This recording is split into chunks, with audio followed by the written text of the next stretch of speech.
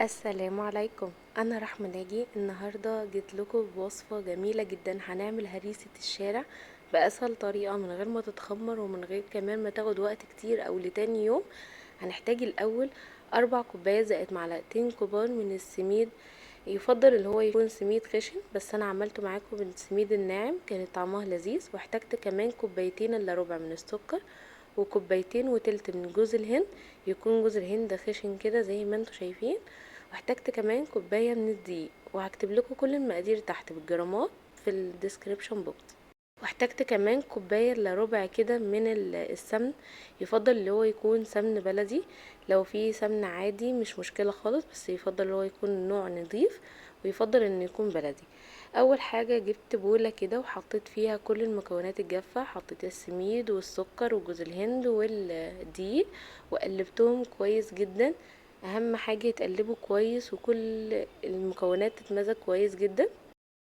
بعد كده هنزل عليهم بالسمنة. السمنة ديت مدفياها شوية، ما تبقاش ساقعة. اتحطيتها عليها بالطريقة دي. هفضل ابس كده بقى في المكونات ديت بايديا، مش هينفع خالص بالمعلقة، لازم تبسوا المكونات دي كويس جدا.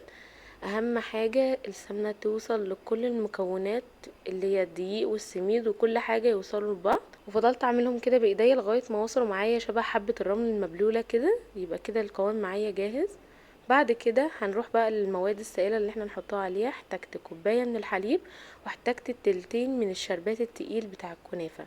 هكتب لكم برضو مقاديره تحت في الديسكريبشن بوكس.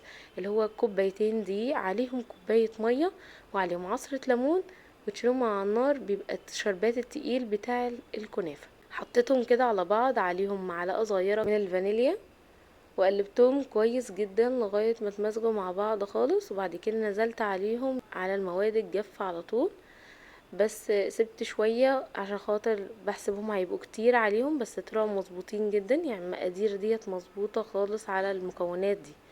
وفضلت اعجن فيها. الهريسة بتتعجن مش بقلب زي البسبوسة. فضلت اعجن فيها لغاية ما وصلت معايا بالشكل ده، اللي انا امسكها في ايديا تتجمع، بس لما ادوس عليها تتفتفت تاني بالطريقة اللي انتوا شايفينها دي. ما تبقاش عجينة ماسكة، بس بتتفتفت تاني معايا. يبقى كده القوام معايا جاهز.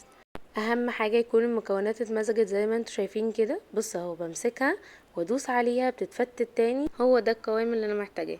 هجيب بقى صينية تكون كبيرة كده، اللي هو السمك بتاعها يبقى صغير. انا بصراحة مش فاكرة الصينية دي مقاسها قد ايه، بس هبقى اشوفها لكم واكتبها لكم تحت في الديسكريبشن بوكس. دهنتها سمنة كويس جدا، بس تفضل هي تكون برضو سمنة بلدي.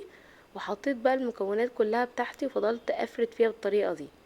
التركية ديت بقى عشان تديكوا اللون الذهبي الجميل اللي هتشوفوه دلوقتي.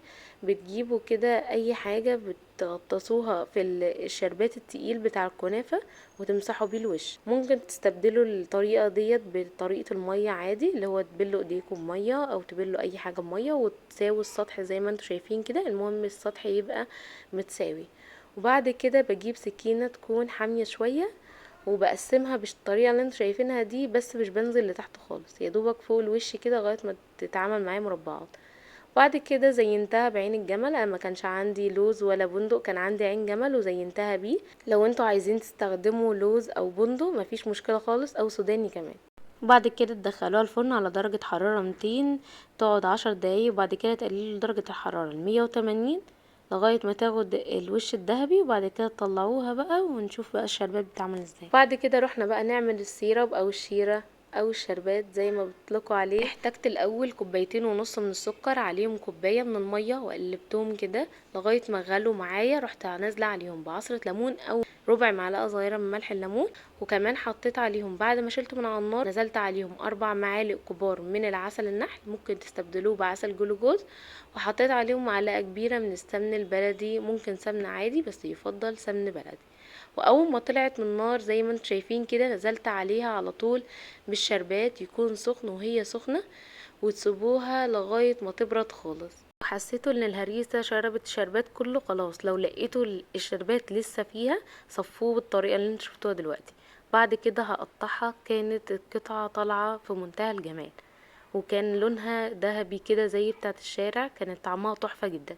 تقدروا تعملوها بالمكونات المظبوطة دي. واشوفكم المرة الجاية على خير وبألف هنا.